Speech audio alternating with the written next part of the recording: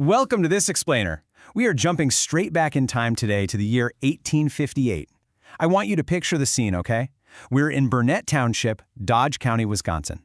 It is a harsh, incredibly tactile, but just a completely vibrant world. And right at the center of it all is a 13-year-old girl named Abigail Vaux. Today, we're going to explore what it actually meant to come of age on the American frontier, using Abigail's meticulously documented life as our guide. Here's a quick look at how we'll map out Abigail's world today. We'll meet the Vaux family, check out the frontier schoolhouse, look at her sunrise to sunset chores, explore community ties and gatherings, and finally, discover how she found joy on the farm. All right, Part 1. Meet the Vaux family.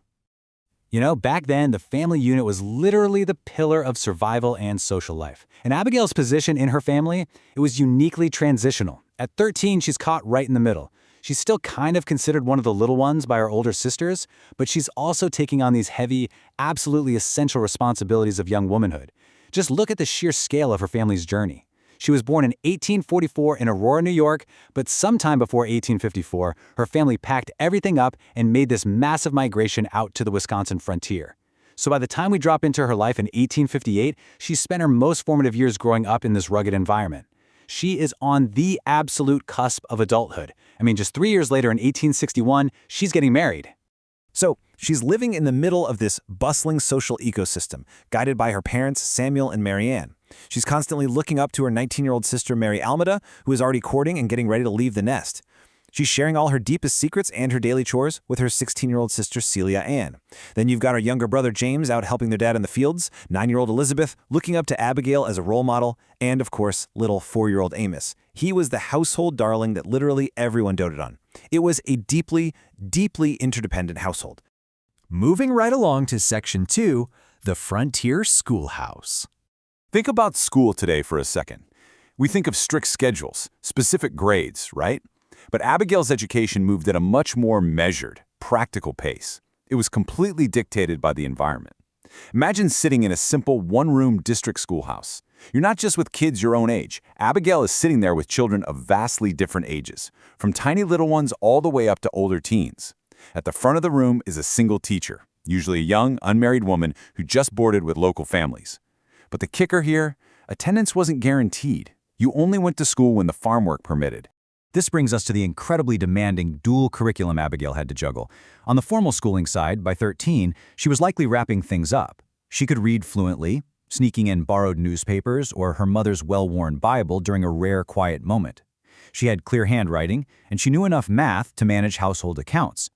But then you have the practical arts. While a 13-year-old today is, stressing over middle school algebra, Abigail's mother insisted she master sewing, cooking, and the intense management of a farm household. And the reason is simple. Her future survival and the survival of the family she'd soon build absolutely depended on these skills. Let's jump into Section 3, Sunrise to Sunset Chores. As her formal schooling wound down, the frantic, relentless rhythm of agricultural life really took over. To give you an idea of her dawn-to-dusk exhaustion, let's walk through a typical day. It starts in the biting pre-dawn cold, helping prep a massive breakfast for the field workers. Then, the deeply tactile physical labor of milking cows, gathering eggs, and the tiring, rhythmic thud of plunging a butter churn.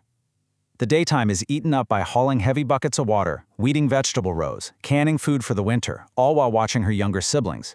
And when the sun goes down, the work doesn't stop. She spends her evenings squinting by firelight or candlelight, sewing and mending clothes for a huge, hard-working family. And when harvest season hit, oh, the intensity multiplied. It was all hands on deck. Even the daughters were pushed out into the fields.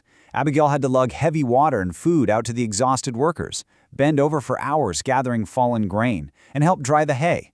This wasn't just doing chores. This was the immense, collective physical labor required by the entire family just to ensure they had enough food to survive the brutal Wisconsin winter ahead.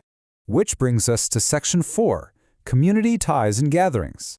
With all that non-stop work, you're probably wondering, did they ever see anybody else? Well, the Vaux family's standing in Burnett Township actually provided a rich social fabric that tied the whole frontier together.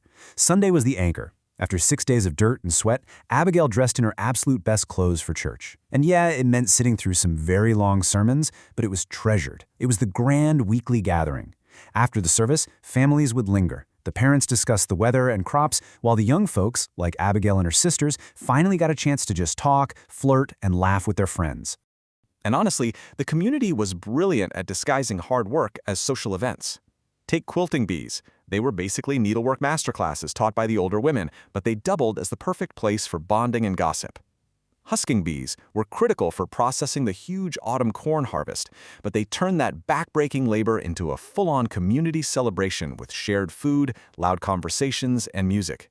This is exactly where Abigail built her social network.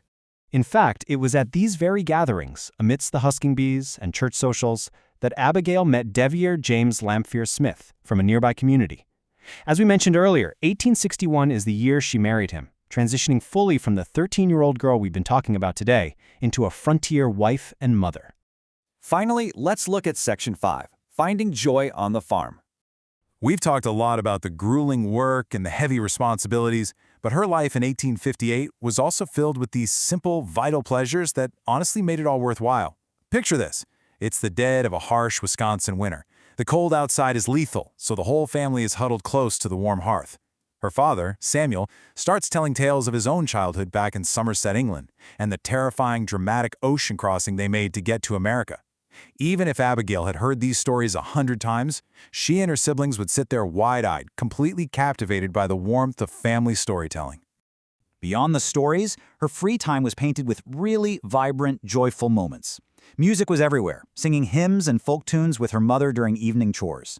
When the weather was nice, there was the pure release of racing or playing tag in the farmyard with her siblings.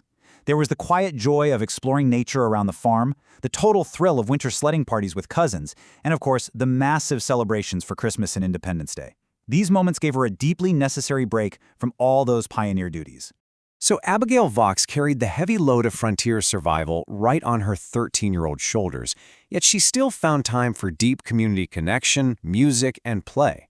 It really leaves us with a fascinating question to chew on. How does Abigail's pioneer balance of diligent work and genuine joy reflect on how we spend our youth today?